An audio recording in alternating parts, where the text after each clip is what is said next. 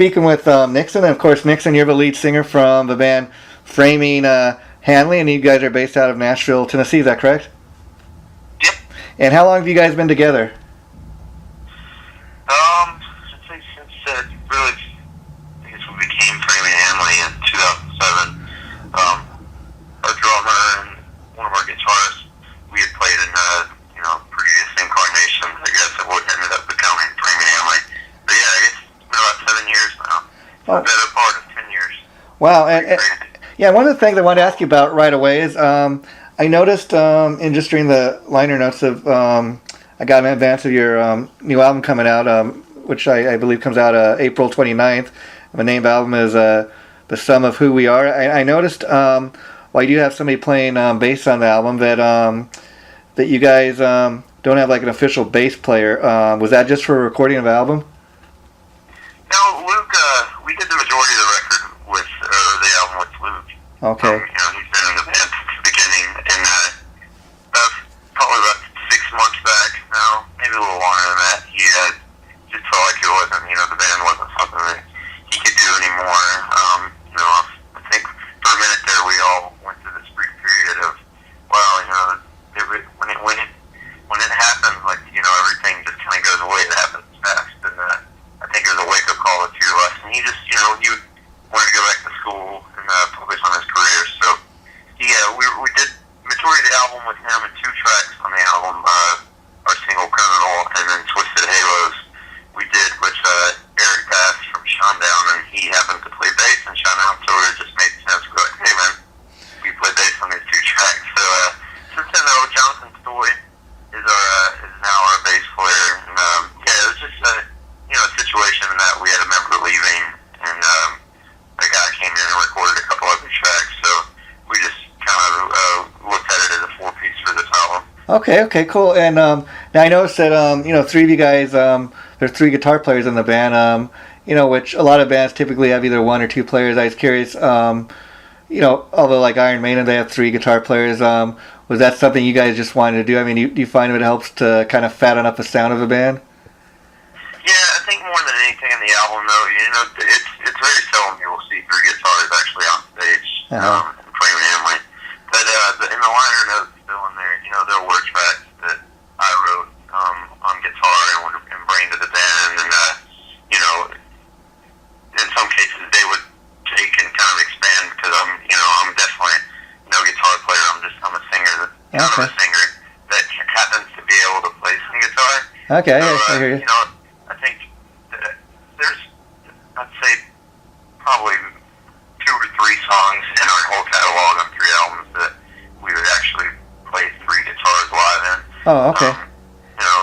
That's not to say that, there's definitely, I would say, multitude of guitar tracks on songs on the album. I think that's the case with any band.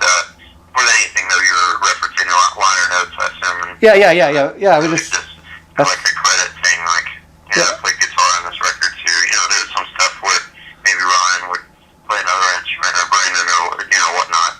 I hear you.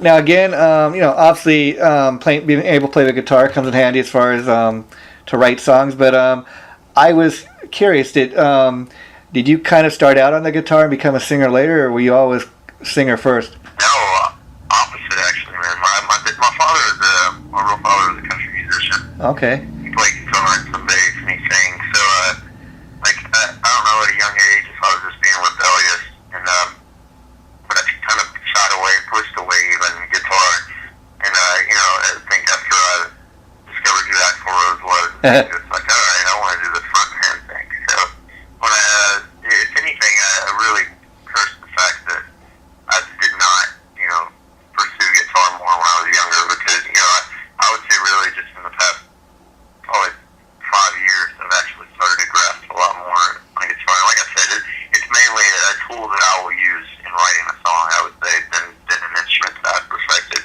Okay. I have 2 little boys now, so I'm hoping that, actually I was hoping they'd play athletics and not do this music thing, but they've already showed that they're really drawn to guitars, so that's pretty cool. I'm hoping that they don't push it away like I did just because their daddy is a musician. Wow, that's pretty interesting. Now I gotta say, I really dig the name of the band, Framing Hanley. I mean, that's real original, I guess you could say. How did you come up with that? Like what I was talking about, previous incarnations of this band. We used to be in a band called Ember's Fate, and someone very close to our band, a very close friend of our band, her name was Ashley Hanley. She passed away in a car accident. She was kind of always the sixth member, of our crew, so Wow. to speak, of our band, and she was just always that person that was there, and you're a very, very close friend of ours, and when she passed away in 2007, it just felt like it was right to honor her memory with something like that, with changing the name. So, it wasn't anything that we set out thinking that we were doing something that was like, I guess in some ways we were just like, yeah, this will be something that only we will know, but I guess I'll probably answer that question more than anything, so it's not really anything that, we did, though, with the intention to stand. No. It kind of makes you think, like, oh, Framing Hanley, what's that? But I gotta say, I'm sorry to hear about your friend passing, but what a great thing to do. What a great way to keep her name alive, so to speak. I mean, what do you think she would think about you naming your band after her? She would probably hate us for the attention. She was just that kind of person. Roll her eyes or, curse us or something. Curse at us. Yeah, I mean, that's the kind of person she was. And the framing is, when you're putting photographs in a picture frame, it's kind of like honoring that, that memory or that moment. And, Wow, the framing aspect. And, she also did some photography for our band in the past. But, she was a great person that, we miss. Not a day goes by that we don't think about her, obviously, because of the band name. Well, I mean, it's always right there with you. What a kind of an original thought, amazing thing for you guys to do to keep her memory alive. Now, talking a little bit about the band. Now, again, like I said, you have a new album coming out called The Sum of Who We Are on April 29th. I understand the first single is Criminal. You want to talk a little bit about that track? Yeah, it's we've always recorded this record. Spent the better part of 3 years, I would say, on this album. And we just wrapped it up in December, and the last two tracks we recorded on this album were Twisted Halos and Criminal. Okay. And it was, after living with a lot of these songs for, a long time, for those songs to be the freshest, so the songs, we lucked out in that, it was picked as a single because we're like, all right, cool, this is the one song that we're not tired of because, it was the newest track. But it was a fun song. We went in, with the idea of, writing a fun, obviously, I guess every band wants to write that song that gets stuck in your head, but it's definitely that song, for me, on the album that, I tend to be singing, especially when it's over. But, listening to the song, it's very obvious and apparent that the subject matter is, there's sexual connotations in that song, and, I was going to say undertones, but I don't even know that it's very undertone. Okay, yeah. Doesn't matter, but it's funny that the chorus lyric was originally about my son is a huge Taylor Swift fan. Okay. I have a 4-year-old, and he loves Taylor Swift. Wow. I wrote that lyric just based upon, I would tell him, come on, dude, check out this band and put on the Foo Fighters or something, as a rock guy, I want my son to be into rock and roll.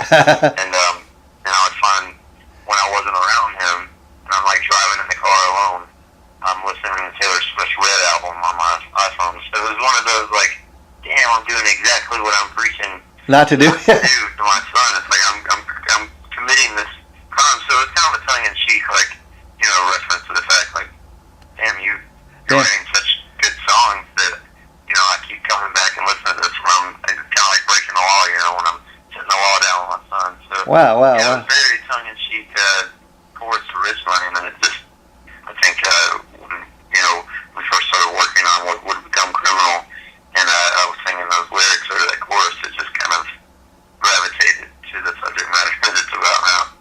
Now, another interesting thing, talking about your new album, I'd like to touch on is I understand that the funding for album, also, you guys actually did one of these Kickstarter campaigns. Talk a little bit about that and what that was like for you. It was when we launched our Kickstarter in 2012. I think even then it wasn't as big of a phenomenon as it is now. Yeah. There weren't movie studios passing the movies and guys getting their script, multi-million dollars. So when we first did it, naturally I was standoffish about it, a little hesitant to do it because I didn't like the idea of making our fans pay for an album, for us to be able to do one. But it, quite frankly, boiled down to when we left our label, it was like, all right, that's the only way we're going to be able to do this. We had to go back and get 9-to-5s, and to know that there was a group of people that came through, like our fan base, that was a phenomenal thing. I mean, to this day, 2 years later, I'm still like, wow, I can't believe, we're finally here after 2 years working on this album. We're, at the release month, it's upon us, and it's hitting me like more now than ever. It's like, I wouldn't, as long and as arduous of a process as this has been, we would not be here if it wasn't for those people who 2 years ago, put their money, up for us to be able to even record these songs. It's like an amazing feeling knowing that there are people out there that care enough about your music here, because, we still consider ourselves 5 silly ass dudes, so to have a group of people come forth and in an alarming, like, $60,000, man, that's a big number for a fan base to pledge. And I don't know, I can't say enough thank you. I hope these people, for the rest of their lives, at least for the rest of our careers, know that, this SH3, is because of them. The Summer We Are would have never happened if it wasn't for those people. And it's a beautiful thing as a musician that otherwise would have probably no ability to get this out there to them.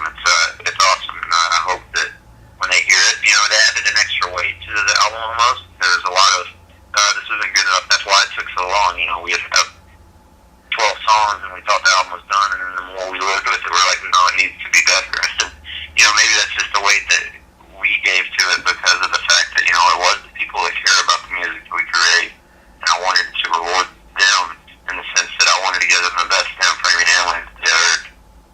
Yeah, and of course, the way I knew about this Kickstarter thing was, again, reading the liner notes inside the album. You guys have a bunch of fans, I guess, that donated to this cause. You got their photos, inside the album, credits and stuff, and you even mentioned that, hey, we wish we could thank every single person donated, to this, but we lost touch with some of you. If you know who you are, sorry. So I thought, you guys went to that much trouble of trying to include as many of these people's, pictures, inside your album was pretty cool. Yeah, it was. That was one of the tiers was a reward to have your photo in there, and then anyone that pledged even $1 got their name in there. And which when people see that, I hope that we just got the albums back from the hot off the press, I guess like 3 weeks ago now, and when I saw the poster, the names printed very much smaller than what we were expecting and hoping for. So I hope that people aren't expecting a magnifying glass when they open up the album just to see their name. I hope it's not one of those things. But, yeah. Again, it was the least we could do is to, those will be people that we'll thank for the rest of our career, man, because this is a very, for us, it's got to work now or not type moment, when we went in to do this album. And, we spent 2 years working on it, and again, it can't be said enough that there would be no Summer We Are if it wasn't for those people who 2 years ago put up their hard-earned, money for our 5 sessions to record some music. Yeah, let me ask you, as far as the funds coming in, once you started the Kickstarter campaign, did the funds come in kind of, pretty fast, or was it over, that 2-year period where they continuously were coming in? No, the project itself only lasted a month. Oh, okay. I believe it was June or July 2012, and so in a month's time, that much money was raised, and it just thinking about it now, back to that, because I remember every day watching that like a hawk, and it was one of those things where it's like, our goal I think was 40 it was for video and the album, and we had plans for that 40 to go even beyond that, but that 60, let's be honest, didn't, when it comes to the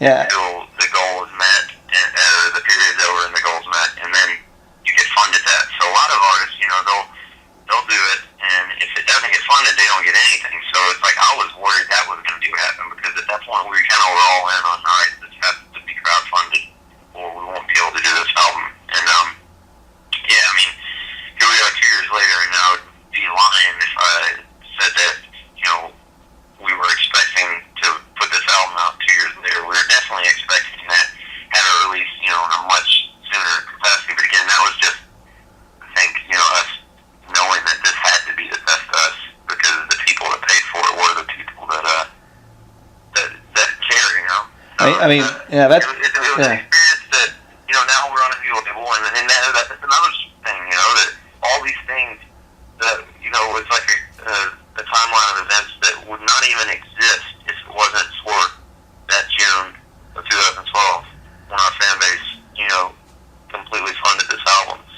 It's like now we're in a position where on Imagine Records with a label that is a big believer and supporter of Framing Hanley, and that's going to help a lot when it comes to marketing and things like that with the album. So yeah. Again, I mean, that's... If you're listening, thank you guys so much, or you're reading this, thank you guys so much. And that's just amazing. I mean, the fact that not just you, but any band or any project could raise that much money in 1 month's time. It makes you think, if people could donate that much money, to make a rock album, why are there so many homeless people? It just kind of boggles the mind, if you know what I mean. Yeah, it is. I mean, dude, there's a watch company that's on there. I think it was like a smart watch company. Yeah. That, dude, I want to think that they were trying to raise $100,000 or something like that, and ended up, maybe research this, but I want to say it was like $10 million. Like, it was multi-million dollars they raised for the smartwatch. And you're right, and for us it was an elated feeling, like just knowing, wow, we did this with our fan base. At the same time, it does make you sit back and think, it's kind of alarming that, when people will come through like that, that, like you said, the ratio of homeless people on the streets is as high as it is, because you would think that if a consumer can come through for a product that's not there yet, with the thought of this product being there and that they might like it, and he comes through and put like that, it's like, how can the government help out in other areas of society? We also look at it like I said, my point is it just kind of boggles the mind. But again, like you're saying, it must really make you feel great to know 4 albums out. That many people believe in you. I mean, like you're saying, you guys are from Nashville, and typically people think of Nashville as country music, but it's becoming more and more of a rock music base. I mean, a lot of our rock guys like Cinderella and John Crosby and guys like that are living there these days. And I hear even Robert Plant's got a place down there. Jack White's here now, like you said, Tom Kiefer from Cinderella's here, Paramore, obviously King of Leon, Red, bands like that broke out of here, so, yeah, I'm glad it's, hopefully starting to be, taken as more than just a country town, because it's kind of funny how Nashville doesn't really even have country music anymore. Scope of the landscape, and how there's the French Quarter and stuff like that, and New Orleans, there is nothing honoring country music or anything like that in Nashville, so it is kind of funny how we're perceived as just being country music USA still, but I mean, in a lot of ways it's moved on a lot from country. Yeah, I mean, I hear Nashville's now like dubbed Music City or Music Town or something like that, and I just think that's totally cool thing. And listen to the whole this whole new album, The Sum of Who We Are. I mean, I gotta say, one thing I really dug about the album as a whole is you guys really got a fresh original sound. And what I mean by that is you don't sound like every other band out there. You really got your own thing going. In fact, while there's a little bit of a hard rock and metal element to a lot of what you do. You got some of the softer songs, but typically it's a lot of in your face hard rock. I'd say almost full, not like speed metal, but real heavy duty stuff. And that's kind of leading me to my next question, which who are some of your influences? Because again, you don't sound like every other band out there, and that's another reason I really urge people to go out and buy this album when it comes out on the 29th of April.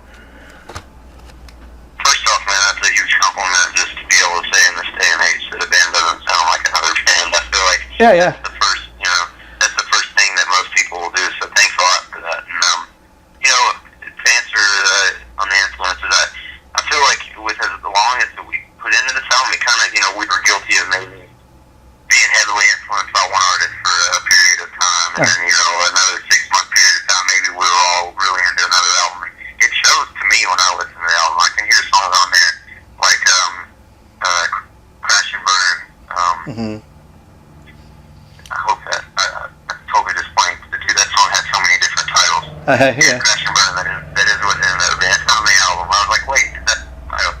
But I can hear that the last Foo Fighters album that came out, like that influence in that song, and it's one thing about our band is we are fans of music. We're not just fans of one particular band, a certain type of music, not a certain type of rock, and I think that really helps keep things fresh in our camp. It helps us always on our toes and always influence from different areas. So hopefully it continues to lead to albums being like you're saying this one is, where I feel like it is kind of I don't want to say a big departure from track to track, but you can hear something completely different in one song in the album than anything else on their other album. And that's not to say there aren't some of those, like you said, hard-hitting rock songs, because I feel like there are more of those than probably not. But oh yeah, definitely. We wanted to do an album that sounded fresh. So for you to say that, is really the ultimate compliment, because I think that's what took this album so long, was we just wanted it to sound like something that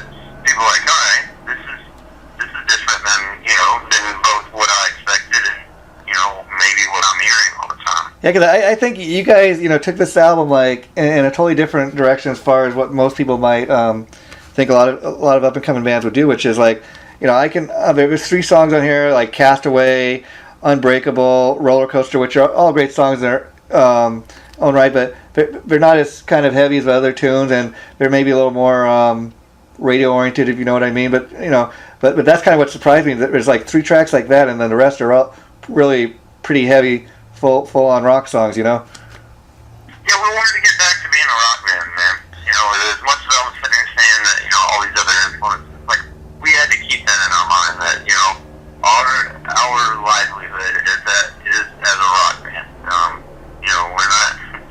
We're not even young anymore for that matter. We're not a One Direction or any artist like that.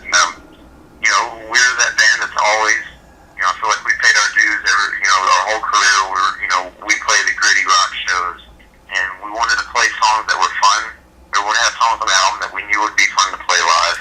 And that's why, again, over 2 years, like I'm saying, there was a lot of back to the drawing board. Like, all right, this song could be better, or all right, this song, it's got an energy to it that's going to be a fun song for the album and live. I think our fans are going to like that kind of mentality. So, I think we listened to a lot of Foo Fighters and a lot of Biffy Clyro when we were writing and recording this record. And I gotta say, the songwriting is really, really great here. And like when I say songs are heavy, they're not heavy for the sake of being heavy. And even like a song like Criminal or Twisted Halos, like we were talking about, those songs, they're heavy, but yet they got great hooks to them. And there's melody to all the stuff you guys have on the album. And I really got to say that the songwriting is just coming out. It's really strong here. Thank you, man.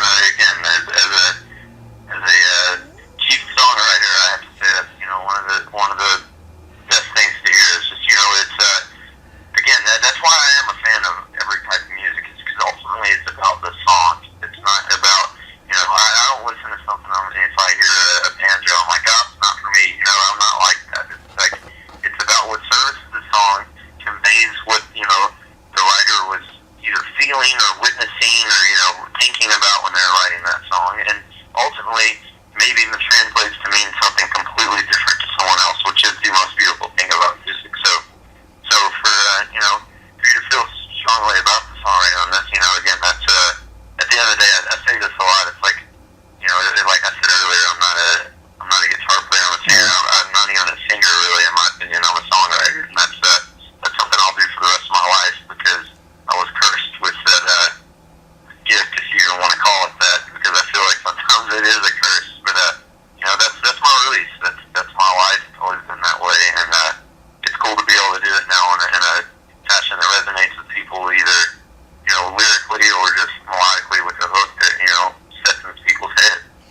And you guys are signed to Image Record, which is, they're pretty good sized label. How did you guys hook up with them? Imagine was originally Morgan Rose from Seven Dust. Oh wow, okay. He's a good friend of mine, and he knew what we were going through with getting ready to release this album on our own, and it's intimidating. The whole time we were excited about doing that, about recording an album with no restrictions from a label, and we did that, and then it came time to release it, and that was the daunting, like, okay, is this going to be an album we spend all this time on that we just put out there and no one hears about it, So, Morgan and I were talking, and he introduced me to Bob Weingart, who is the president of Imagine, and first and foremost, Bob was familiar with our band from previous work and was a fan of our band. Before a business conversation, we had a conversation about our music, and to see someone like that in a label like that has a group of people that are big believers in your band and fans of your music, that's a comforting feeling, in this day and age. So, I'm excited about it. They're doing some good things right now. They, 3 Years Hollow is doing really well right now as like a quote unquote baby band, if you want to call them that, the new band. And I think they've got some other artists. I think New Medicine is going to release an album this summer with Imagine. So we're excited to be on board and a part of the family. Now, for people that get your new album, they want to go back and maybe not aware of the band's past work. Is your older material still available for people to get? Yeah, you can get that on iTunes. Oh, okay. We don't have any hard copies of them. They might exist somewhere, but I know we don't have any. And do you think with your new label, do you think they might, if this new album's a hit, do you think they might re-release some of older catalog? I don't know, man. I don't know really how that would even begin to facilitate itself. Yeah. I will say that there are songs of ours that obviously personally have meanings to me that I'll always love. But I also feel like the 2 or 3 favorite Framing Hanley tracks of mine before this album, they don't even really stand up to the maybe 2 or 3 weakest songs on this album. So I don't know. I feel like we're kind of at a fresh start in our career where it's like if anybody who's not familiar with Framing Hanley, this album is as good as ever to be familiar with Framing Hanley. It's like take us for what you're hearing on this album, because I do feel like there is a little maturation that's happening between every album. Hopefully that continues, because some of my favorite bands, like Thrice, like Incubus, are the bands with every album continue to evolve, and that's what we've always wanted to be. Yeah, and like I got to be honest with you here, Nixon. Until your publisher sent me a copy of the latest CD, I never heard of your band before. But again, I can't say there's one bad track on this new album, and it made me an instant fan. It made me want to, I want to go check out some of their older stuff, or when they come to my town, I want to go catch a show. So I think that's how good this album is. People just get into the band for the first time, they're gonna dig it. And one of the songs, again, it's not one of the heavier tracks, but it's got a lot of great hooks, and it's got kind of a great pop melody that I really enjoyed, was Roller Coaster. And I noticed it features, I think her name is Lindsay Stammy. You want to talk a little bit about that track and who she is? Yeah, Lindsay is a very good friend of ours. She is the front woman for a band called Oh No Fiasco, which, in my opinion, is one of the biggest secrets in terms of who's just poised and ready to blow up and be on everyone's iPhone and iPod and in their stereos. Oh No Fiasco is an amazing band, and she has such a powerful voice. Like, hands down, she's my favorite female rock vocalist. I know that's a huge compliment when there are people like Haley Williams, Tierra from Versa Merge out there, who are great singers. Don't get me wrong, but Lindsay can wail. And I don't even think the Roller Coaster is the most perfect representation of her vocal ability, but it shows what she can do. I just fanned out at the idea of being able to do a track with her, and that was a song that made sense that we had. But it called for a double vocal, and I think subject matter, I just did not feel comfortable singing that with another guy. Really didn't convey the same message. Yeah, I hear you. I hit up Lindsay. I was like, hey, this will be fun if you're into it. emotionally into it. So that was really just as a fan of that band more than anything. We were so stoked to have her on there.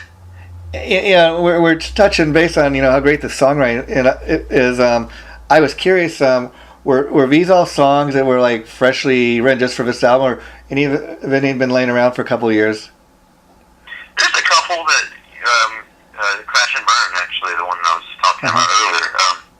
That song originally we had written on when we were doing the Promise to Burn. We had written the guitar lick in that, which if you've listened to the album and you just hear that title, you probably hear the guitar lick like before anything else. It's a very standout to me little guitar run, and we had that, and it always stuck with me. When we were touring, we would play that sound check, and I never had anything vocally, melodically or lyrically that stuck with me or resonated. And when it came time to start writing for this album, we revisited that song, and a couple little chords here and there, and voila, it was like all of a sudden it's like, all right, that's what it was. That's what that was missing. Now I hear it. Now I'm feeling this, and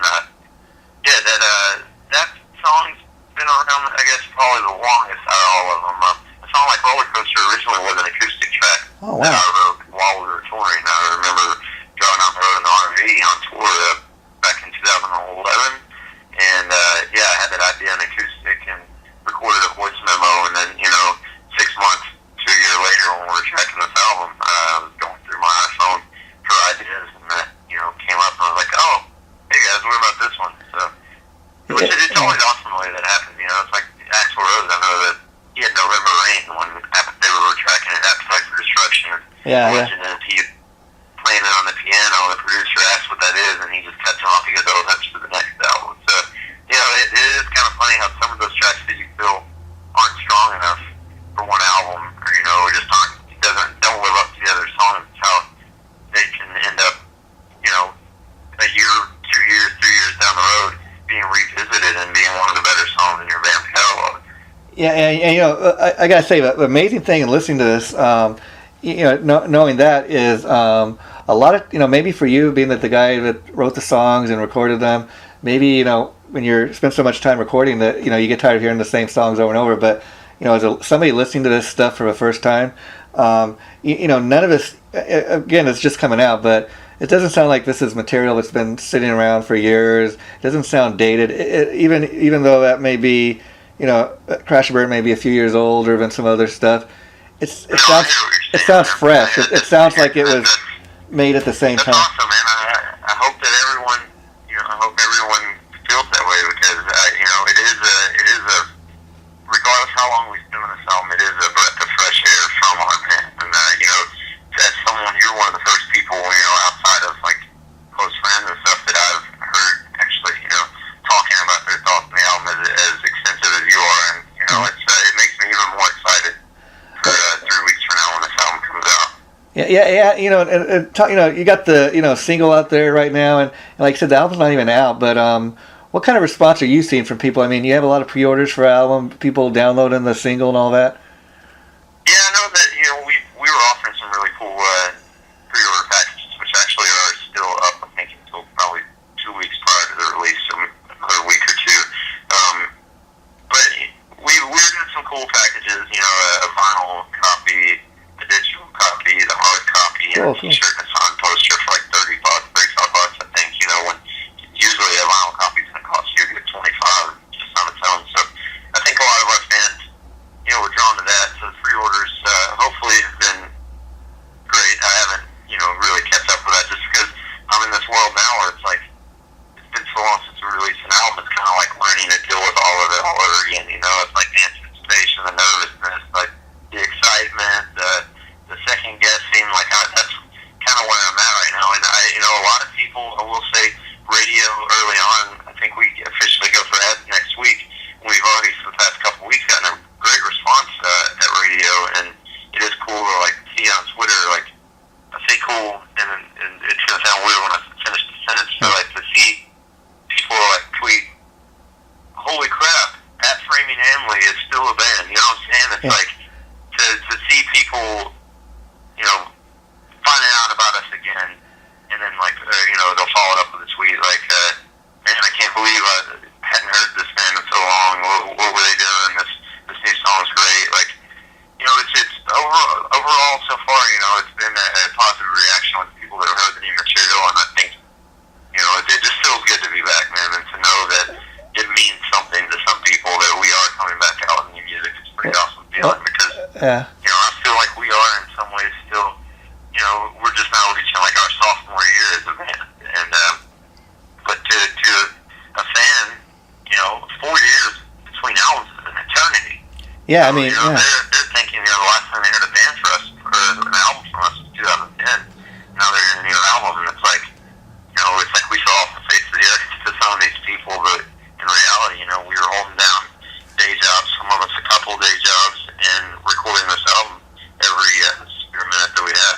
Well, you know, no offense to Axl Rose, 'cause I'm a you know, a Guns N' Roses fan myself, but you know, at least you didn't you know, wait 14 years between albums. You know, you gotta. We've been calling this our Chinese democracy. Yeah, you gotta. I promise this will come out. You gotta remind people that, you know, you guys are still out there, and I think once the album does hit in a few weeks, that, you know, people, for anybody who was a fan before but forgot about you guys, you're gonna really give them a great reminder that you guys are still alive and kicking, because this is just, I can't go on and on about, you know, how great the new album is. And I want now to talk a little bit about the recording of the album. Did you guys like record this as a live band all in the same room, or, you know, that's kind of an old school way of doing it? I know a lot of times these days everybody kind of records their parts separately, because again, just listening to it sounds like it was recorded, you know, live in the same room. We generally do live takes, and then, you know, we'll go back and record one by one. But I think sometimes maybe some of the, I don't know, I'm not the recording audio nerd of the band. That's Brandon, our guitar player. Yeah. So he would definitely know the truth in this, but I know that, you know, we would go back one by one and record parts over the top of it. I don't know if there were any songs on the album, or that we did keep anything from the live takes. But yeah, I mean, you know, working with just so many different producers on this album, it was easiest to record it, you know, again, a scratch take or a live take with everyone, a rough take, so everyone knows the song and has it there, and then go in and record drums, and then bass, and then guitars, and then vocals, or drums, guitars, bass, and vocals. And so, do you guys have anything set up tour-wise yet, or does it kind of depend on how the album sells first? Yeah, we hit the road. Next week we have a couple, like the fine-tuning shows, I guess, like us getting back into, you know, playing live shape, and playing a couple shows in Florida next week. Those are our shows, and then we're going out supporting 3 Days Grace. Oh, cool. Like, 7 or 8 dates. And then after that, man, we've got a kind of a co-headline tour that we're really excited about with Valid Day, and then we're going to Star Set and 3 Years Hollow on that tour as well. So, yeah, man, there's to see those tour dates as well. I think there's like 27 dates right now over the next probably 6 weeks. So, 7 weeks to see, you know, look at our Facebook or our website to see all those tour dates. You know, again, I get giddy like I'm a little kid. It's like, oh, I'm going on tour again. Yeah. So it's the nervousness, the anxiousness, everything's all there. So tour dates that are up now, that's for a U.S. tour, right? Yeah, it's U.S. And then as far as taking it overseas, have you guys discussed that, or does that kind of depend on how the album sells? No, overseas has always been very kind to us, specifically in the UK. So I think, you know, the plan right now is to try to come back over there go back over there this fall. And I guess the last question I have regarding you know, the upcoming tour is, do you think a lot of the set list is going to be a lot of the songs off a new album, or is it going to be a little bit of everything, you know, new and old? If it was up to me, it would be predominantly new stuff, just because, you know, as an artist that's been playing some songs live now, you know, 7 years. Yeah. To play these new ones, there's just, you know, there's a fresh energy there. But, you know, you want your fans, they want to hear the songs that they, you know, fell in love with your band through. So it's a good mixture. I'd say probably it's actually, I think when we put the set together, it's about 50-50, like right on. You know, we have a new album we obviously want to get the word out on, so we are going to play quite a bit of songs from that, but at the same time, there are some songs that our fans love and some songs that, hell, we love even if they don't love, that we're going to continue to play in our stuff. And have you guys talked at all about shooting any videos for any of the songs? Yeah, we're working on a video right now, actually, with Mason Dixon. We always do all of our videos with. He's phenomenal, a very close friend of ours, and been a big part of our band's actually career over the years. Okay. With the awesome work he's done on our videos. So I think in 2 weeks, I think we're going to, actually the 15th, yeah, we're doing a video for Criminal. Oh, cool. Well, we'll be looking out for that now. Once again, Nixon, I'd like to thank you for taking time to do this. I really have enjoyed talking to you. Before I let you go, is there anything else? Is there anything else you'd like to say to all your fans out there? Just stay tuned. You know, we're gonna start being a lot more in touch with everyone, especially when we hit the road. I think we're gonna do some things different with YouTube. You know, be a lot more active. Tune into FramingHanley.com. You know, for tour dates. If we're coming in your area, make sure you're there. This is gonna be an FH show that you don't miss. Okay, well, once again, Nixon, good luck to you guys when the album comes out and when you hit the road. And do me a favor and keep my contact info, because anytime you like do this again, I'd love to talk to you again. It's really been great talking to you. I definitely will, man. Thanks for having me, buddy. Okay, and again, the interview probably go up sometime in early May. I'll be sure to let your publicist know, and I'll get you a copy of a audio portion of the interview as well, so you can kind of enjoy listening back to that, because it's been a really great interview. Awesome, man. Well, yeah, I had a good time. Thanks again, man. And it's an awesome feeling to hear someone that enjoys the album. So thanks again. Yeah. And on that note, I just got to tell you again, I'm coming into this as like a new fan. Somebody with fresh ears that never heard you before, and so I'd like to end the interview just saying this: that anything I can do to help spread the word about the band, I'm going to do my best to do, because I really think people dig the album when it comes out. Thank you, man. Thanks a lot, man. Okay, take care, my friends. It's been great talking to you. Bye-bye. Yeah.